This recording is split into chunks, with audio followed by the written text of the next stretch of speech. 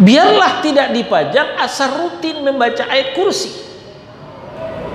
Walaupun dipajang, kalau tidak pernah dibaca ayat kursi nggak ada manfaatnya. Saudara-saudara, dalam sehari semalam jangan kurang 8 kali sehari itu membaca ayat kursi. Ya, ingat, dalam sehari itu jangan kurang 8 kali kita membaca ayat kursi. Sekarang kita hitung. 1 kali setiap Alhamdulillahirabbil alamin Ar-Rahmanir Rahim. Ikhwana fiddin, azakumullah. Saudara-saudara jamaah maghrib Masjid Nurut Taqwa Condet yang dimuliakan Allah, kita masih membahas adab ketika membaca Al-Quran. Kita masuk sekarang adab yang ke-17, berusaha min khatam Al-Quran. Berusaha mengkhatam atau menamatkan Al-Quran. Jadi bacaan kita itu terus, bukan angin-anginan baca Quran lalu nggak baca lagi, baca Quran surah ini lalu nggak dilanjutkan. Nah, ini kurang baik. Jadi yang baik itu adalah dimulai daripada surat Al-Fatihah, dilanjutkan kepada Al-Baqarah, Ali Imran, An-Nisa, Al-Maidah, dan seterusnya. Diusahakan khatam. Terserah sesuai kemampuan kita, berapa lama kita mengkhatamnya. Namun kalau kita merujuk kepada kebiasaan salafus saleh, dari mereka juga tidak ada ketentuan yang baku, ya, tidak ada ketentuan yang baku yang dilakukan oleh para salafus saleh. Di antara mereka ada yang mengkhatamkan Al-Quran itu dalam tempo 2 bulan, ya, dalam tempo 2 bulan, berarti itu rutin sehari 5 lembar, ya, 5 lembar sehari, 5 lembar sehari, 5 lembar sehari, insya Allah 2 bulan tamat, ya. Ada juga yang mengkhatamkan Al-Quran dalam tempo 1 bulan. Nah, kalau 1 bulan ini 10 lembar sehari, 1 day 1 juz, ya, 1 hari 1 juz, 10 lembar. Itu 1 bulan kita akan mengkhatamkannya. Ada juga yang mengkhatamkan Al-Quran dalam tempo 10 hari. Wah, lebih cepat lagi. Dalam tempo 10 hari. Berarti tiap hari 3 juz. Tiap hari 3 juz. Ya. Sehingga 10 hari, ya, 30 hari sudah khatam 30 juz. Ada pula yang mengkhatamnya dalam tempo 1 pekan, 7 hari tamat. 7 hari tamat. Dan inilah yang banyak dilakukan oleh salafus saleh. 7 hari tamat. Imam An-Nawawi rahimahullah ta'ala menyebutkan dalam kitabnya Al-Adhkar, di antara mereka ada yang mengkhatamkannya dalam tempo 3 hari, kata Imam Nawawi. Bahkan ada yang mengkhatamkan Al-Quran itu dalam tempo 1 hari. Masya Allah, luar biasa ini. Tapi jangan heran, karena Al-Quran bahasa mereka, mereka tidak perlu lagi menterjemah. Begitu dibaca langsung paham. Kalau kita dibaca saja kan nggak paham, nggak ngerti, karena Quran bukan bahasa kita. Tapi para sahabat, Al-Quran itu bahasa mereka. Begitu baca langsung nyerap, langsung paham. Jadi mereka tidak perlu menterjemah. Itu yang menyebabkan mereka lebih cepat membacanya. 1 hari bisa khatam. Sekarang kita lihat bagaimana pesan-pesan Rasulullah Sallallahu Alaihi Wasallam tentang hal ini. Kenapa para sahabat itu beragam? Para salafus saleh itu tidak seragam, tapi bermacam ragam dalam menamatkan itu. Sekarang kita lihat pesan Rasulullah Sallallahu Alaihi Wasallam kepada Abdullah ibnu Umar radhiyallahu anhu. kepada Abdullah ibnu Umar radhiyallahu anhu. Hadis ini sahih, dikeluarkan oleh Al-Bukhari dalam sahihnya. Kata Rasulullah sallallahu alaihi wasallam, "Iqra'ul Qur'ana fi syahrin." Bacalah Al-Qur'an itu, artinya tamatkan Al-Qur'an itu dalam 1 bulan. Dalam 1 bulan, khatam. Lalu qultu, aku berkata kepada Nabi sallallahu alaihi wasallam, kata Ibnu Umar, "Inni ajidu quwwah." Ya Rasul, jangankan 1 bulan, kurang dari itu saya kuat. Saya kuat mengkhatam Quran itu kurang dari 1 bulan. Qal, lalu Nabi bersabda, "Faqra'uhu fi sab'in wa la tazid 'ala dhalik." Khatamkanlah Al-Quran itu dalam 7 hari, dalam sepekan. Jangan kurang dari itu. Jangan kurang dari itu. Nah, jadi yang pertengahan itu paling lama 1 bulan, paling cepat adalah 1 pekan atau 7 hari.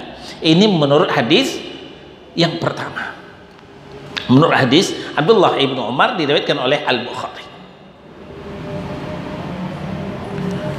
Sebagian ulama menjadikan 7 hari ini sebagai batas minimal waktu untuk mengkhatamkan Al-Quran.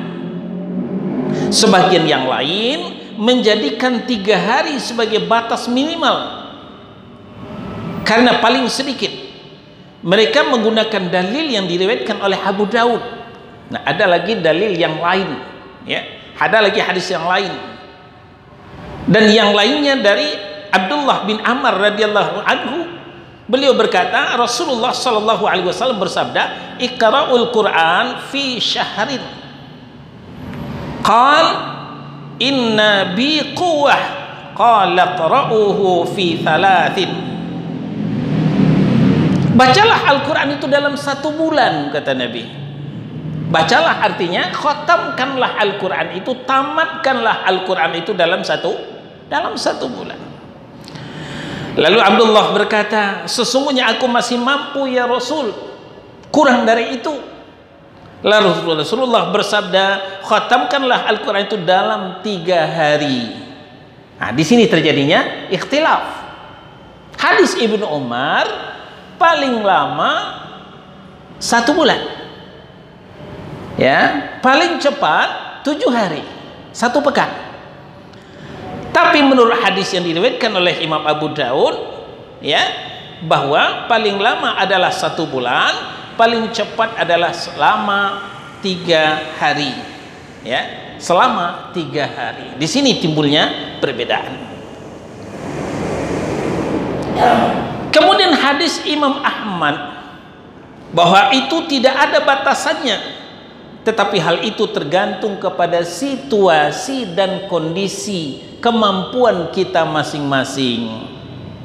Ya, mungkin bagi saudara-saudara, bagi bapak-bapak yang sudah purna tugas, sudah pensiun, ya, tidak terikat dinas lagi, nggak ada kerjaan lagi, ya udah selalu bergelut dengan Al-Quran, bisa 3 hari, bisa mungkin 1 hari, apalagi sudah mengerti bahasa Al-Quran itu. Tapi kalau kita memang tidak mampu, jangan memaksakan diri, sehingga kegiatan yang lain juga terlantar, ya, masih terikat dinas, ya, kewajiban kepada istri, kewajiban kepada membantu istri, membantu anak, membantu cucu sekalian, ya, urusan masjid, urusan masyarakat, ya, kita ini kan bermasyarakat, maka kita tidak usah memaksakan diri. La yukallifullahu nafsan illa wus'aha. Allah tidak memberatkan kepada masing-masing kita itu kecuali sesuai dengan kemampuan kita, sesuai dengan kemampuan kita. Untuk menamatkan itu, ya, untuk menamatkannya, maka kita jangan berhenti, ya, jangan berhenti oleh karena hal-hal yang tidak penting, ya. Mungkin kita ada yang manggil, Kalau kiranya panggilan itu tidak penting, kasih syarat saya sebentar. Saya tamatkan dulu. Saya lagi tilawah. Saya lagi baca Quran. Sebentar, tunggu sebentar. Kita lanjutkan. Kadang-kadang kita disibukkan dengan hal-hal yang tidak perlu. Kita baca Quran, berdering HP. Oh, ada SMS. Kadang-kadang SMS itu nggak penting. Ada WA. WA itu nggak penting. Nah, kita layani WA dulu. Quran kita tinggalkan. Ya, kapan tamatnya kalau begitu? Ya. Jadi kalau sedang tilawah, sedang membaca Al-Quran, biarkan HP berdering. Kalau tidak berita penting, berita kematian, apa kayak ya, tidak usah kita hiraukan dulu. Biarkan saja dulu. Ya, begitu juga kalau keluarga kita yang memanggil, ya kalau hal yang tidak urgent itu kita tunda dulu, lanjutkan membaca Al-Quran. Ya, jangan kita dihalangi membaca Al-Quran oleh karena urusan-urusan yang tidak penting, yang tidak urgent. Namun demikian, ada hal yang dibolehkan kita menghentikan Al-Quran, yaitu ketika mengantuk. Ya, biasanya godaan yang tidak bisa kita menangkisnya itu adalah ngantuk. Kalau sudah mulai nguap, nah itu udah gak kuat lagi tuh. Itu harus kita hentikan. Ya, usahakan sampai kepada batas ayat. Setelah di ujung ayat kita stop, kita tandai, besok kita lanjutkan lagi. Kenapa kalau ngantuk boleh kita hentikan? Karena dikhawatirkan nanti bacaan kita itu bertele-tele. Bacaan kita itu lepas dari kontrol. Nah, ini yang tidak kita inginkan. Nabi Shallallahu Alaihi Wasallam melalui Abu Hurairah radhiyallahu an, diriwayatkan oleh Muslim, mengingatkan kita. Apa kata Nabi? Idza qama ahadukum minal laili fasta'jama al-Qur'anu ala lisanih falam yadri ma yaqulu falyattaji'. Kata Nabi sallallahu alaihi wasallam, jika salah seorang dari kalian melaksanakan salat malam kemudian lidahnya kaku untuk membaca Quran karena mengantuk, ya, karena mengantuk lidah tidak terkontrol lagi apa yang dibaca oleh lidah, dan dia tidak mengetahui apa yang sedang dia baca, maka sebaiknya tidur. Ya, salat malam pun begitu. Kita tahajud, maunya ini mau 11 rakaat, baru 2 rakaat dah ngantuk. Ya udah, istirahat dulu. Ntar kalau bangun dilanjutkan lagi, bisa. Nah, seperti itu. Nah, tilawah, membaca Al-Quran lalu dikaitkan dengan sholat. Ketika sholat malam pun boleh istirahat. Ketika ngantuk menyerang kita, apalagi membaca Al-Quran. Makna fasta'jamal Quran, lidahnya tertutup dan tidak bisa mengucapkan, kaku. Ini dikatakan oleh Imam An-Nawawi rahimahullah ta'ala alasan menghentikan bacaan. Ya, ini menjadi alasan, ya, kita disuruh menghentikan bacaan Al-Quran. Hadis selanjutnya yang mendukung ketika dibolehkan, ketika kita mengantuk dibolehkan kita istirahat membaca Al-Quran. Idza na'asa ahadukum fi sholati falyarqud hatta yadhhaba anhu an-nawm. Fa inna ahadakum idza shalla wa huwa na'isun la'allahu yadhhabu yastaghfiru fayasubbu nafsah. Nah, ini yang dikhawatirkan oleh Nabi sallallahu alaihi wasallam. Jika salah seorang dari kalian mengantuk ketika sholat, ya, jadi baca Quran itu dikiaskan kepada sholat, maka tidurlah, jangan memaksakan diri untuk sholat. Mungkin capek seharian bekerja, tidak istirahat siang, maka mata kita tidak bisa diajak kerjasama. Tidurlah hingga rasa ngantuknya hilang. Kenapa? Karena apabila kalian sholat dalam keadaan mengantuk, kata Nabi, bisa jadi ia ingin beristighfar, ingin minta ampun kepada Allah, tetapi ternyata lidahnya mencela dirinya sendiri. Lidahnya tidak lagi terkontrol apa yang dibaca itu. Maka kalau tidak terkontrol ya bisa dibayangkan, niatnya minta ampun, istighfar, kenyataan mencela dirinya sendiri, kata Nabi SAW. Sahih, diriwayatkan oleh Imam Muslim. Nah, ini usaha kita untuk mengkhatamkan Al-Quran. Tadi jangan hirau dengan urusan yang tidak urgent, yang tidak penting. Namun demikian, kalau ngantuk menyerang, maka lebih baik istirahat terlebih dahulu. Nah, tentu kondisi kita masing-masing, tentu kita yang tahu. Stamina kita lagi fit, ya silakan hantam 3 juz malam itu, nggak apa-apa. Tapi kondisi kita lagi menurun, ya sudah, jangan memaksakan diri, kita istirahat.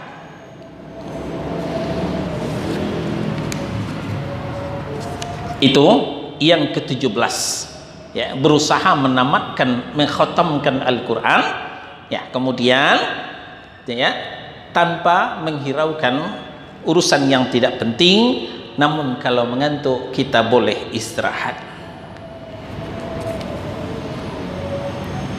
Sekarang yang ke-18, adab yang ke-18. Dianjurkan kepada kita reaktif dengan Al-Quran, ya. Tadi nomor 17, berusaha menamatkan Al-Quran. Yang ke-18, berusaha reaktif dengan Al-Quran, ya. Di dalam Al-Quran itu banyak action dari Allah Subhanahu wa Ta'ala, ya. Ada action, ada reaction. Ada aksi, ada reaksi. Ada aksi datang dari Allah, maka kita harus ada reaksi. Seperti apa? Di dalam Al-Quran itu banyak terdapat ayat-ayat sajadah. Ayat-ayat sajadah, ya. Maka disyariatkan kepada kita untuk sujud tilawah, namanya sujud tilawah. Sujud tilawah itu lebih baik dalam keadaan suci dan boleh dalam keadaan tidak bersuci, ya. Kita sedang membaca Al-Quran, qadarullah kita hafal Quran tanpa menyentuh mushaf, kita baca Quran aja gini-gini. Lalu ketika bertemu dengan ayat sajadah, maka disyariatkan kepada kita untuk sujud tilawah, segera menghadap kiblat, ya. Tidak usah mengambil sejadah segala, sepanjang tempat itu bersih, ya langsung sujud, ya, silahkan. Nah, tapi kalau memang kondisi dan situasinya memungkinkan, ya, apalagi kita membaca sedang pakai mushaf, sedang berwudu, ya langsung sujud tilawah ketika itu. Sujud tilawah itu sama dengan sujud ketika sholat, cuman tidak pakai qiyam, tidak pakai berdiri, dan tidak pakai i'tidal. Ya, kita baca Quran lalu langsung putar menghadap kiblat, sujud. Apa yang kita baca ketika sujud itu, kalau kita bisa menghafalnya, yang kita baca adalah Allahumma htut anni biha wizran waktub li biha ajran waj'alha li indaka dhukhran, ya. Ada 3 potong kalimah, ya, yang kita baca. Allahumma htut anni biha wizran, ya Allah, dengan sujud ini hapuskanlah dosa-dosaku. Dengan sujud ini, ya Allah, hapuskanlah dosa-dosaku. Makanya syaitan itu paling tidak suka kalau kita sujud. Kita sujud, kita dekat dengan Allah. Kita sujud, dosa kita dihapuskan oleh Allah. Seharusnya kita masuk neraka, nggak jadi masuk neraka. Syaitan meradang. Karena syaitan maunya kita sesat. Syaitan maunya kita masuk neraka untuk menjadi temannya. Tapi dengan kita sering sujud, syaitan meradang. Syaitan meradang. Nah, Jadi doa kita, Allahumma khtud anni biha wizran. Ya Allah, dengan sujud ini hapuskanlah dosa-dosaku. Waktub li biha ajran. Dengan sujud ini tetapkanlah pahala untukku. Dengan sujud ini tetapkanlah pahala untukku. Waj'alha li 'indaka dhukhran. Dan dengan sujud ini ya Allah, ya, jadikanlah sujud di sisimu sebagai simpanan untukku. Saudara-saudara, hidup di dunia, orang yang pintar itu, orang yang cerdas itu adalah orang yang suka menabung. Dia tidak boros, dia tidak menghambur-hamburkan hartanya, tapi dia menabung untuk di hari tuanya. Nah, untuk hari tuanya. Kalau orang yang pintar dia suka menabung untuk hari tua, maka orang yang lebih pintar lagi, orang yang lebih cerdas lagi, dia menabung untuk hari akhirat. Nah, di antara tabungan akhirat itu adalah perbanyak sujud. Jadi ujung doa, waj'alha li 'indaka dhukhran, dan jadikanlah sujudku ini sebagai simpanan untuk hari esok ya Allah. Ya.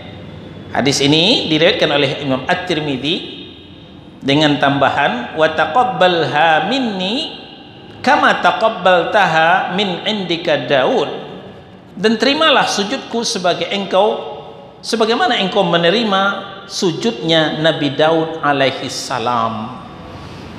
Ya, hadis ini diriwayatkan oleh Imam At-Tirmidzi dan Ibnu Majah.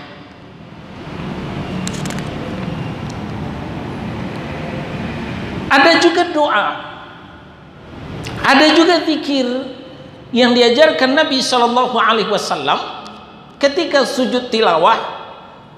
Sajada wajhiya lilladzi khalaqahu wa syaqqa sam'ahu wa basarahu bihaulihi wa quwwatihi. Telah sujud wajahku kepada yang menciptakannya dan memisahkan pendengaran dan penglihatan dengan kehendaknya dan kekuatannya. Zikir ini diriwayatkan oleh Abu Daud, Ahmad, An-Nasai dan At-Tirmidzi.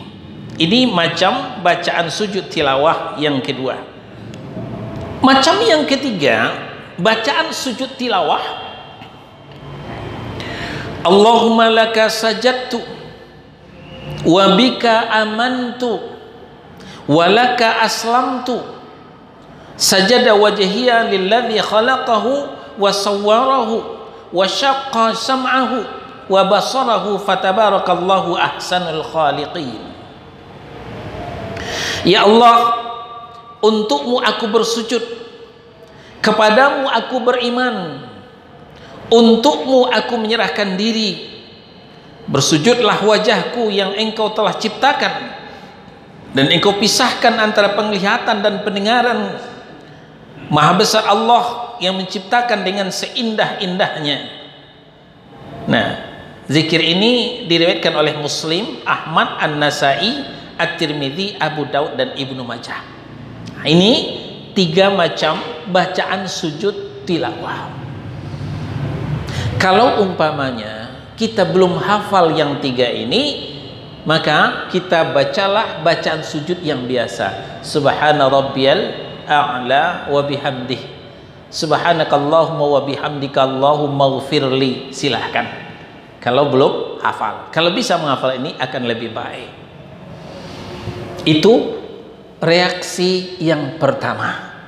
Ketika bertemu ayat sajadah, apa reaksi kita? Sujud tilawah. Sujud tilawah diutamakan bagi yang membaca dan disukai juga bagi yang mendengar. Kita nggak baca, dengar orang baca Quran aja, ketemu dengan ayat sajadah, maka kita yang mendengar pun juga disyariatkan untuk sujud tilawah. Nah, syaitan sangat jengkel kepada kita ketika kita rajin sujud kepada Allah Subhanahu wa ta'ala. Namun demikian, hukum sujud tilawah ini tidak wajib.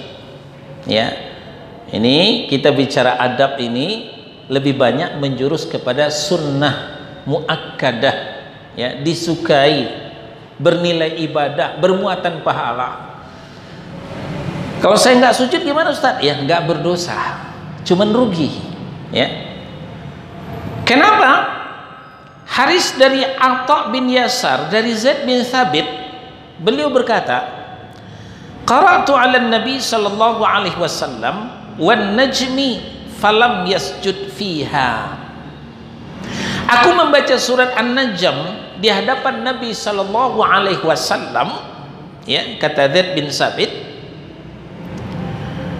dan saya membaca surah An-Najm. Di An-Najm itu ada ayat sajadah. Dan beliau ternyata tidak sujud tilawah ketika saya membaca ayat sajadah itu, kata beliau. Kemudian Al-Bukhari, Muslim, Ahmad, At-Tirmidzi meriwayatkan, juga Abu Dawud. Begitu juga yang dilakukan oleh Umar ibn Khattab radhiyallahu anhu di atas mimbar ketika khutbah Jumat. Ya nggak mungkin kan, sedang khutbah Jumat lalu membaca ayat sajadah, lalu turun sujud dulu. Bingung jemaah, ini khatib lagi ngapain ini? Ya, tidak memungkinkan. Nah, ini yang dilakukan Umar bin Khattab radhiyallahu an di atas mimbar ketika khutbah Jumat. Beliau membaca surah An-Nahl. Di An-Nahl itu juga surat ada ayat sajadah. Lalu ia bersujud ketika sampai pada ayat sajadah, dan pada hari Jumat berikutnya Umar kembali membaca surah An-Nahl. Tatkala sampai pada ayat sajadah, dia berkata, ayyuhan nas inna namurru bisujudi. Hai manusia, sesungguhnya kita melewati ayat sajadah. Faman sajada faqad asaba wa man lam yasjud fala ithma alaihi. Siapa yang sujud, dia telah melakukan sesuatu hal yang benar, tentu dia akan mendapatkan pahala. Sebaliknya siapa yang tidak sujud, maka dia tidak berdosa. Nah, demikian dikatakan oleh Umar bin Khattab radhiyallahu anhu. Dan Umar tidak bersujud. Nafi menambahkan dari Abdullah ibnu Umar radhiyallahu anhu, sesungguhnya Allah tidak mewajibkan sujud kecuali jika kita ingin melakukannya, silahkan. Jadi dalam cerita ini, Umar ibnu Khattab radhiyallahu an berkhutbah di mimbar ketika beliau membaca ayat sajadah. Ketika itu beliau sujud. Tapi khutbah berikutnya beliau membaca sajadah lagi, tapi menyuruhkan kepada manusia. Siapa yang sujud, bagus, dia orang beruntung, dia mendapatkan pahala. Tapi siapa yang tadi tidak sujud, ya nggak apa-apa, dia tidak berdosa. Ketika itu Umar pun tidak melakukan sujud tilawah. Nah, dari sinilah diambil bahwa sujud tilawah itu tidak wajib, tapi dianjurkan sebagai reaksi kita terhadap ayat-ayat sajadah.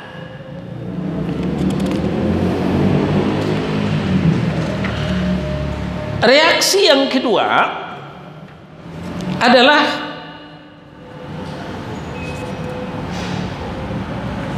kita mengucapkan tasbih ketika bertemu dengan ayat tasbih, mengucapkan tahmid ketika bertemu dengan ayat tahmid. Dan begitu selanjutnya, ketika ayat bercerita tentang neraka, kita berdoa kepada Allah berlindung supaya dijauhkan dari neraka. Sebaliknya, ketika ayat bercerita tentang surga, kembali kita berdoa kepada Allah, semoga Allah memasukkan kita ke dalam surga.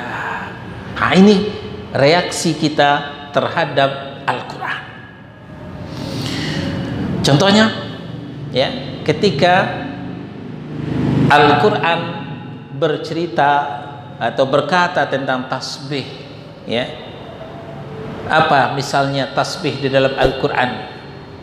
Subhanallahi ma fis samawati wal ard, ya. Subhanallah.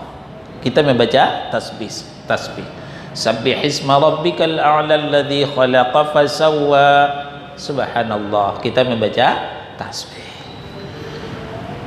Ketika Al-Quran berbicara tentang tahmid, alhamdulillah, kita juga membaca alhamdulillah. Nah, lalu Al-Quran bercerita tentang dahsyatnya hari kiamat.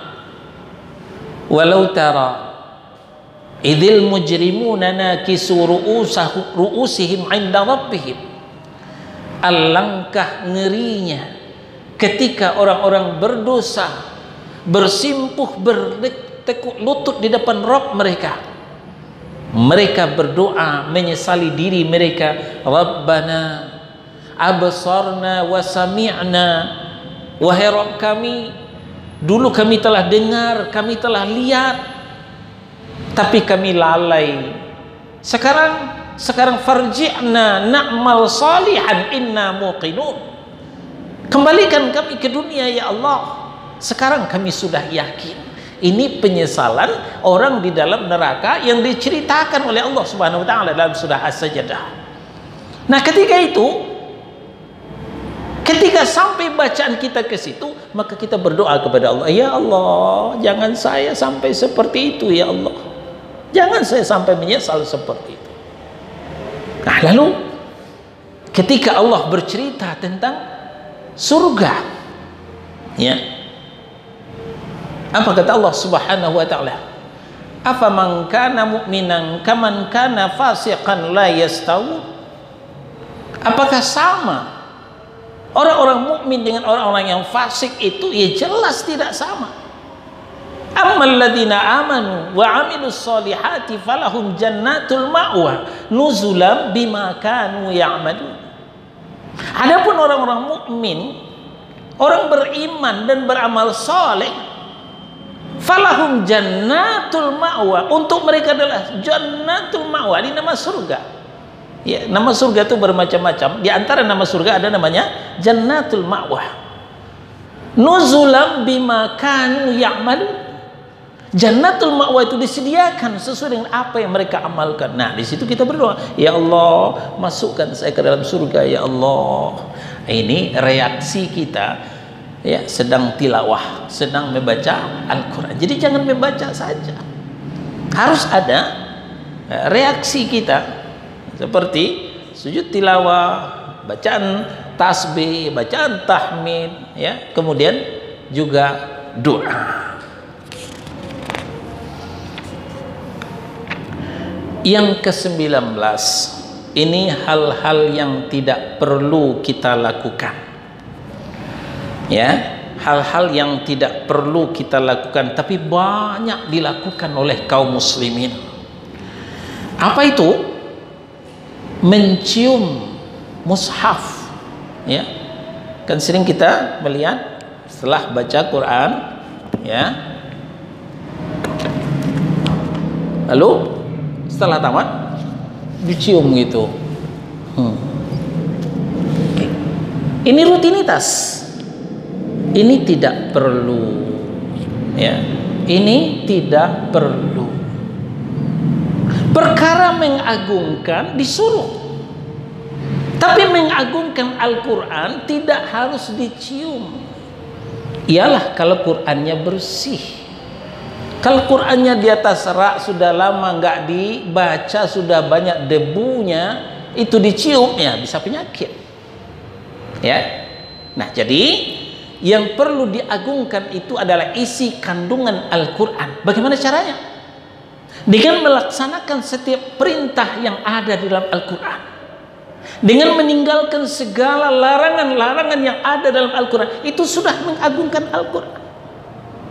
Dengan mengimani, mempercayai, tidak meragukan, apalagi mengingkari berita yang ada dalam Al-Quran, itulah mengagungkan Al-Quran, ya. Jadi perkara cium-mencium Ini sebenarnya kita harus merujuk kepada Nabi Sallallahu Alaihi Wasallam. Sebab seringkali kita mengatakan mencium mushaf itu bagian daripada ibadah, sedangkan ibadah itu perlu sandaran hukum, perlu sandaran dalil.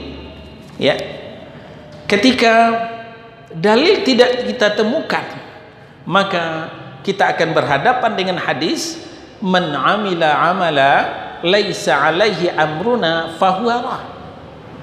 Barang siapa yang mengerjakan amalan, amalan ini maksud adalah ibadah, laisa alaihi amruna, yang tidak didapati sunnah kami di dalamnya, fahuwa rah, maka ibadahnya itu akan tertolak, tidak ada nilainya. Begitupun ketika kita mencium Hajar Aswad. Kenapa kita mencium Hajar Aswad? Itu sebenarnya, ini maaf ya, tidak ada unsur manfaatnya di duniawi. Kita bicara duniawi dulu. Tidak ada unsur manfaatnya, dan kalau kita tidak cium, tidak ada unsur mudaratnya. Kenapa kita lakukan? Itu kita lakukan semata-mata karena Rasulullah pernah mencium Hajar Aswad itu, baru kita mencium. Tapi mushaf ini tidak pernah dicium Rasulullah, maka kita juga tidak mencium mushaf ini. Ada cerita yang menarik, ya, diceritakan oleh sahabat, ya, ketika beliau tawaf, ketika beliau tawaf, ketika sampai di Hajar Aswad, lalu ketika akan mencium Hajar Aswad, apa kata beliau? Wallahi inni la uqabbiluka wa inni a'lamu annaka hajar wa annaka la tadurru wa la tanfa'u walaula anni ra'aitu Rasulullah sallallahu alaihi wasallam qabbalaka ma qabbaltuka. Batu, ya. Beliau ngomong dengan batu Hajar Aswad di pojok Ka'bah itu. Batu, sungguh demi Allah aku akan menciummu, tapi aku tahu kau batu tidak lebih daripada batu, tidak akan mendatangkan manfaat dan tidak akan menolak mudarat. Kalaulah bukan aku melihat Rasulullah sallallahu alaihi wasallam menciummu, aku tidak bakal menciummu, hai batu. Kata Umar radhiyallahu anhu ketika mau mencium Hajar Aswad. Jadi semata-mata ittiba'ur Rasul, ittiba'us sunnah, kita mencium Hajar Aswad itu. Nah, ketika dengan mushaf, karena tidak ada sunnah dari Rasulullah mencium mushaf, maka kita tidak perlu mencium mushaf. Nah, tapi kalau insidentil, ya taruhlah, ya mungkin kita dapat hadiah Quran baru, ya udah, karena sayangnya kita. Tapi jangan dijadikan itu rutinitas.